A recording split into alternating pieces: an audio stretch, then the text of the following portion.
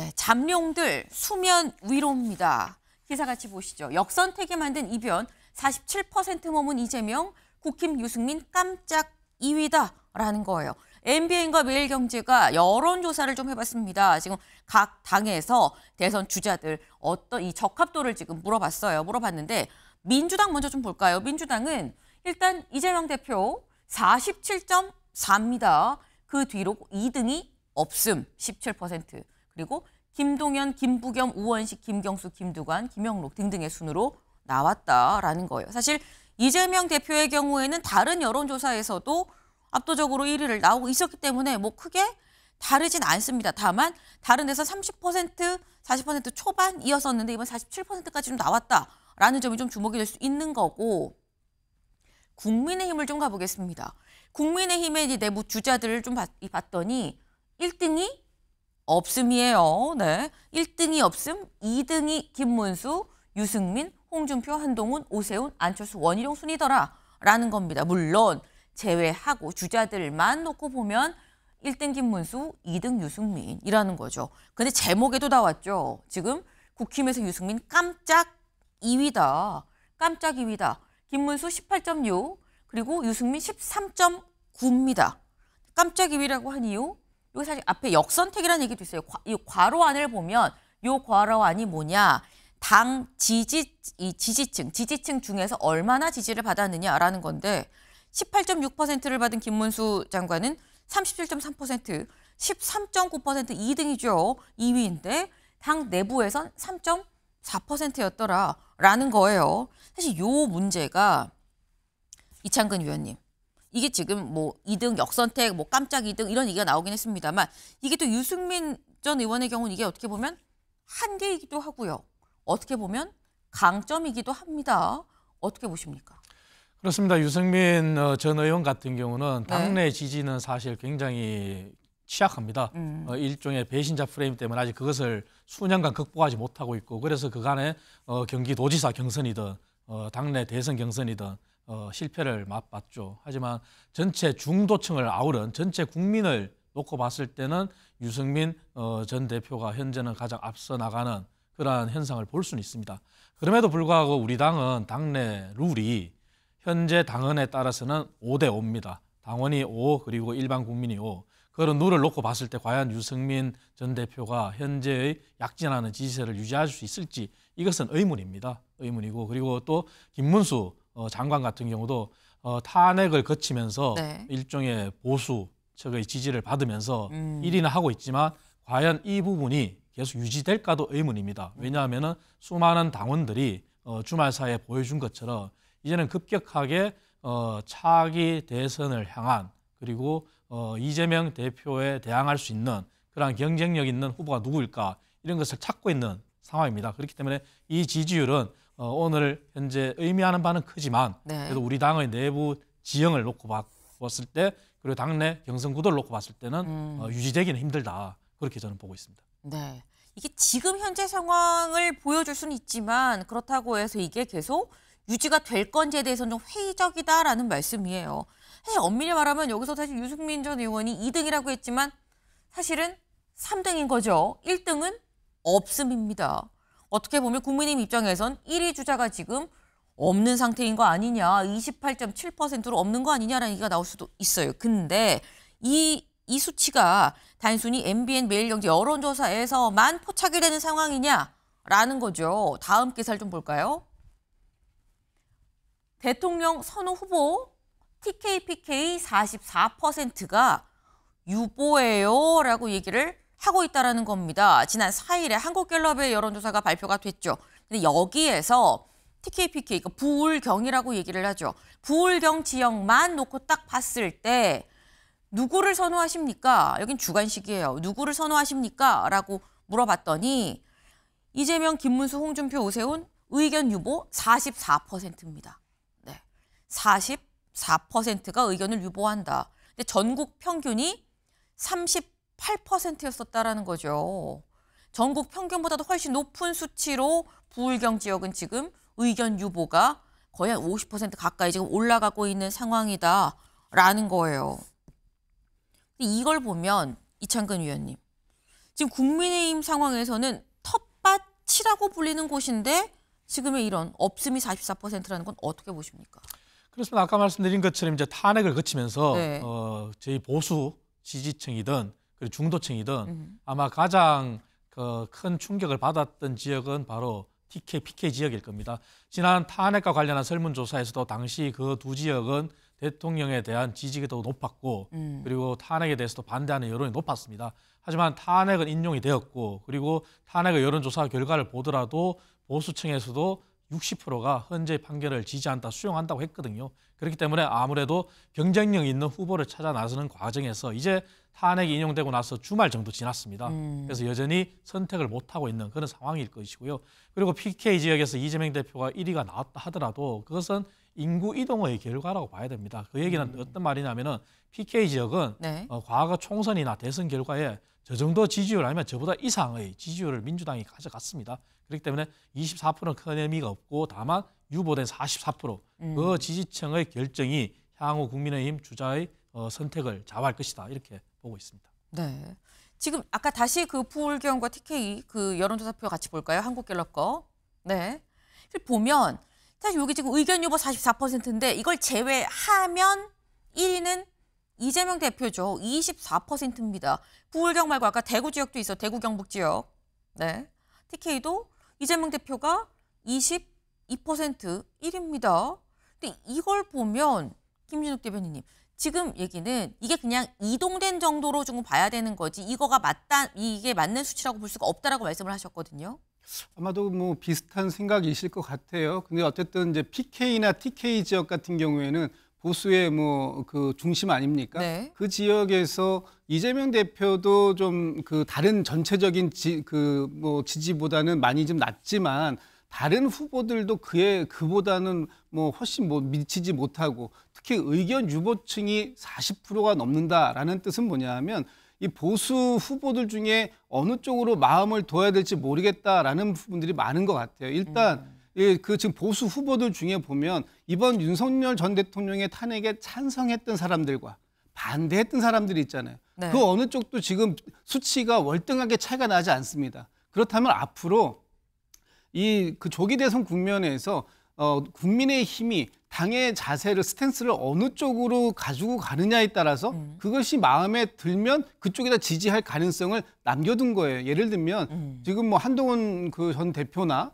아니면은 뭐 김문수 장관이라든지 네. 이런 분들이 이제 양쪽에서 찬성과 탄핵을 반대했던 그런 대표적인 선수들 아닙니까? 이분들을 당에서 어느 방향으로 중심을 잡아가느냐에 따라서 저 TK, PK 지역의 이 유보된 44%는 움직일 가능성이 매우 크다. 지금 저쪽 지역은 윤석열 대통령과 국민의힘 양쪽 다에게 원망이 굉장히 높은 지역일 거예요. 네. 당이 대통령이 이 정도까지 가는데 뭐 하고 있었느냐? 대통령은 왜 이런 사단을 만들어놨느냐? 뭐 이런 것인데 앞으로 뭐 이제 국민의힘에서 지금 이제 어제부로 현재의 지도부가 계속해서 대선을 치르는 것으로 되어 있기 때문에 네. 그 지도부가 방향을 어떻게 잡아가느냐에 따라서 저 출렁거림이 계속해서 국민의힘에 지지할 수도 있고 또는 민주당 쪽으로 지지가 넘어올 가능성도 크다 이렇게 봅니다.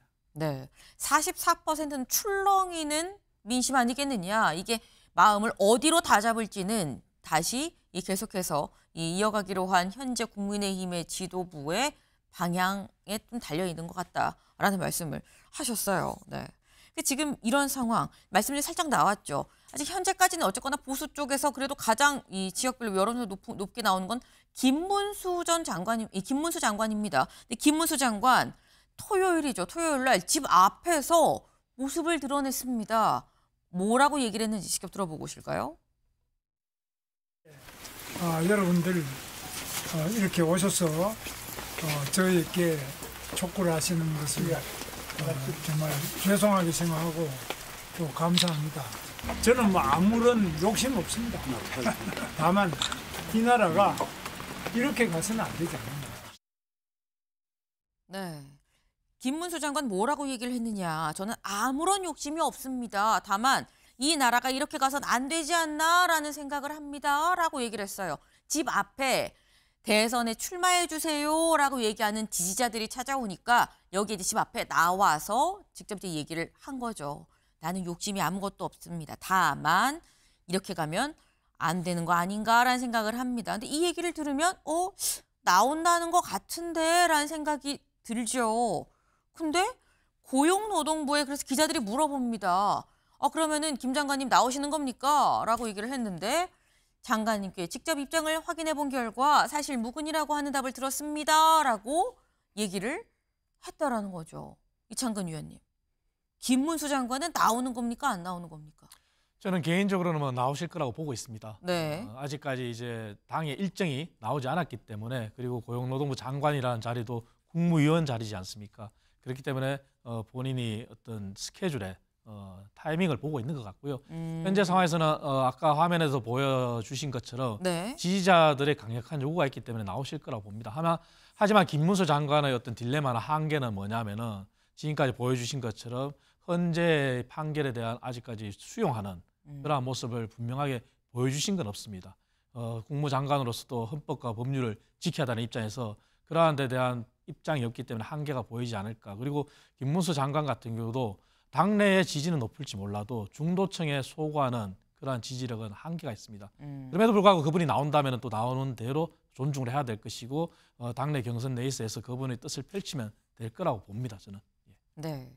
일단 개인적인 생각으로는 나오지 않겠느냐. 다만 확장성이 있을까는 의문이다라는 말씀을 또 지금 하셨어요. 네.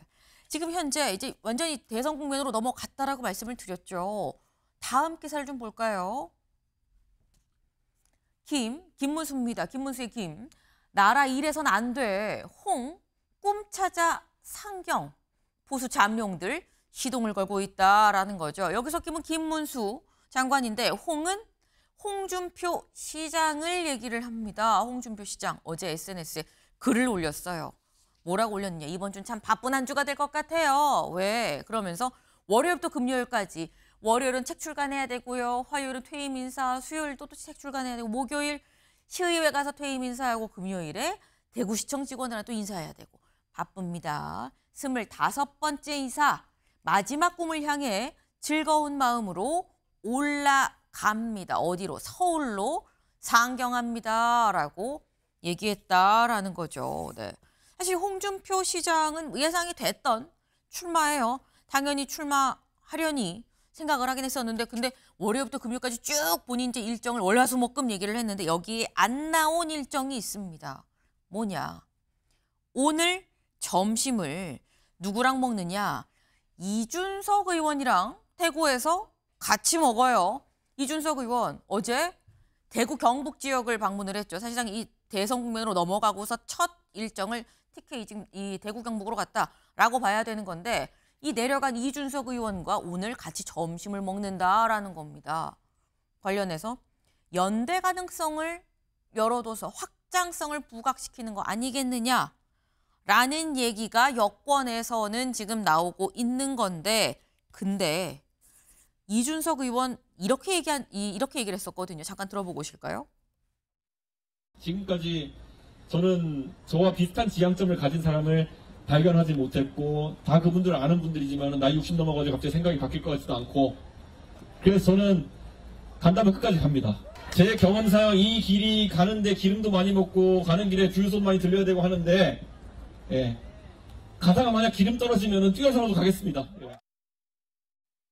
네, 이준석 의원 나랑 같은 사람도 없고 딱히 생각이 바뀔 것 같지도 않고 그래서 나는 연료 떨어지면 뛰어서라도 내가 뛰어갑니다라고 얘기를 지금 했죠.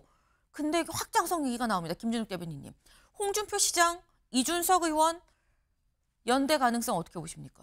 좀 가능성이 있다고 봅니다. 가능성 있다. 네, 서로 업고 뛰고 싶은 마음 간절할 것 같습니다. 왜냐하면 홍준표 시장 같은 경우에는 사실은 본인은 정말로 하고 싶지만 확장성이 그렇게 크게 작동되지 않아 보이기도 하고 또 이준석 의원 같은 경우에는 개혁신당이라는 작은 초미니 정당을 가지고 대선을 치러야 된다라는 부담감 엄청 클 거거든요. 그렇기 때문에 본인이 또 과거에 국민의힘의 대표도 역임했었기 때문에 어느 정도 보수의 통합 후보가 된다면 그렇다면은 충분히 한번 치러볼 만하다, 일전을 겨룰 만하다라고 생각되기 때문에 아마 서로가 서로에게 약간의 시너지 효과를 줄 수 있지 않을까 이런 기대감은 있을 것 같아요. 그런데 과연 그게 지금 현재의 국민의힘의 내부 구도에서 가능할지 이 부분은 좀 지켜봐야 될 대목인 것 같습니다. 각자가 가진 것만 놓고 보면 서로 뭔가 교환하고 시너지 효과가 날 법하긴 하지만 지금의 국민의힘 구도를 같이 생각을 해보면 글쎄 그건 모르겠네라는 말씀을 지금 하셨어요. 근데 지금 뭐 홍준표 시장 뭐 사실상 이 대선 출마 선언을 뭐 한 거죠. 나 이제 상경합니다. 즐거운 마음으로 상경해요라고 얘기를 했는데 근데 여기만 나오냐. 아까 국민일보 다시 볼까요? 네. 지금 아까 저기 김문수, 뭐 안철수, 오세훈, 한동훈, 홍준표입니다.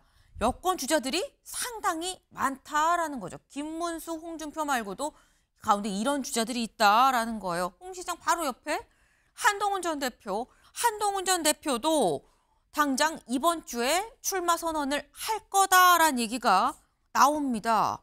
심지어 아예 캠프도 꾸렸다라는 얘기가 나와요. 근데 이 캠프를 꾸린 데가 어디냐? 같이 볼까요? 네, 바로 여기입니다. 대합빌딩. 여기가 지금 국회죠. 국회에서 길을 건너서 이쪽 국민의힘 당사에 가까운 대합빌딩. 여기서 이명박, 박근혜 다 여기에서 대선을 치렀죠. 여기에 지금 현재 빽빽하게 차 있다라는 거예요. 홍준표 시장 4층 임대했고요.